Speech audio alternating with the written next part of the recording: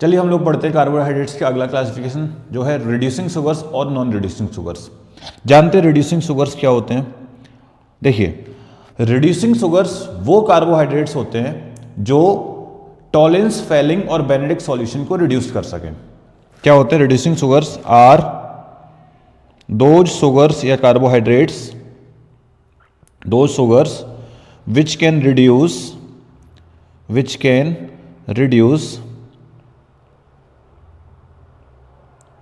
can reduce number 1 tolerance reagent, number 2 failing solution, and number 3 Benedict solution। तो देखिए बच्चों, ऐसे कोई भी कार्बोहाइड्रेट जो इन तीनों सॉल्यूशन को रिड्यूस करा सके उनको हम बोलते हैं रिड्यूसिंग शुगर्स। और नॉन रिड्यूसिंग शुगर्स क्या होते हैं? Are those sugars which can not reduce Tollens reagent, Fehling solution and Benedict solution. देखिए बच्चों, तो ऐसे कोई भी कार्बोहाइड्रेट जो टॉलेंस, फेलिंग और बेनेडिक्ट को रिड्यूस करा दें तो वो क्या हो गए? Reducing sugars. और जो रिड्यूस ना करा पाए वो क्या हो गए? Non reducing sugars. ये बात तो डेफिनेशन तो समझ में आ जाती है, लेकिन हमको पता कैसे चलेगा भाई कि कौन से रिड्यूसिंग है, कौन से नॉन रिड्यूसिंग है, कौन रिड्यूस करा पाएंगे और कौन रिड्यूस नहीं करा पाएंगे? तो इसके लिए हमें टॉलेंस, फेलिंग और बेनेडिक्ट के बारे में पता होना चाहिए। एल्डिहाइड कीटोन चैप्टर में हमने पढ़ा था कि टॉलेंस, फेलिंग और बेनेडिक्ट को जनरली वो एल्डिहाइड ग्रुप रिड्यूस कराते हैं जो फ्री होते हैं, राइट। अब हम इस चैप्टर में आते हैं।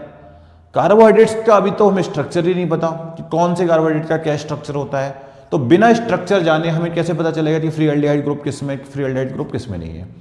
तो स्ट्रक्चर पे हम बाद में आएंगे। बेसिकली हमें एक ट्रिक लगा के इनको याद करना है कि कौन से रिड्यूसिंग शुगर्स होते हैं और कौन से नॉन रिड्यूसिंग शुगर्स होते हैं। तो बहुत बेसिक सी एक ट्रिक है, बेसिक सा सेंस है जिसको आप याद कर सकते हो कि जितने भी एग्जाम्पल्स मोनोसैकेराइड्स के होते हैं, क्या जितने भी मोनोसैकेराइड्स होते हैं वो सारे के सारे, जितने भी मोनोसैकेराइड्स होते हैं वो सारे के सारे हमारे रिड्यूसिंग शुगर्स होते हैं।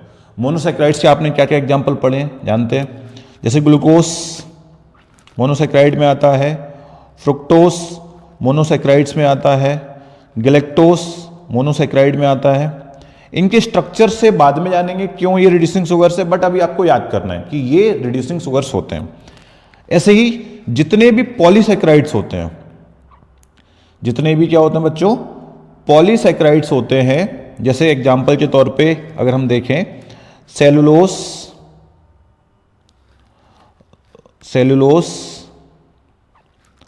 स्टार्च, ग्लाइकोजन, जितने भी पॉलीसैकेराइड्स होते हैं ये सारे के सारे नॉन रिड्यूसिंग शुगर्स होते हैं। स्ट्रक्चर हम बाद में समझते हैं क्यों होते हैं। इसके अलावा जो इंपॉर्टेंट बात है वो है डाइसैकेराइड्स के लिए। डाइसैकेराइड्स में आपको 3 एग्जाम्पल बताए जाते हैं, सुक्रोस, मेल्टोस और लैक्टोस। तो आपको याद रखना है जो मेल्टोस है और जो लैक्टोस है, जो मेल्टोस डाइसैकेराइड है और लैक्टोस डाइसैकेराइड है वो एग्जाम्पल होता है हमारा रिड्यूसिंग शुगर का, और जो सुक्रोस डाइसैकेराइड है वो एग्जाम्पल होता है हमारा नॉन रिड्यूसिंग शुगर का। इसको याद करने के लिए आप इसमें एक छोटा सा याद कर सकते हैं, माला, मेल्टोस और लैक्टोस। ठीक है बच्चों, तो जानते हैं रिड्यूसिंग शुगर्स ऐसे सारे सैकेराइड्स या ऐसे सारे कार्बोहाइड्रेट्स जो टॉलेंस, फेलिंग और बेनेडिक्ट को रिड्यूस करा दें वो है रिड्यूसिंग शुगर्स, और जो टॉलेंस, फेलिंग और बेनेडिक्ट को रिड्यूस ना करा पाए वो है नॉन रिड्यूसिंग शुगर्स। अब टॉलेंस, फेलिंग, बेनेडिक्ट को रिड्यूस कराने के लिए आपको पता है फ्री एल्डिहाइड का होना आवश्यक है, बट हमें स्ट्रक्चर तो पता ही नहीं, तो हम इसको ट्रिक से याद करते हैं। सारे मोनोसैकेराइड्स, सारे के सारे मोनोसैकेराइड्स क्या हुए बच्चों?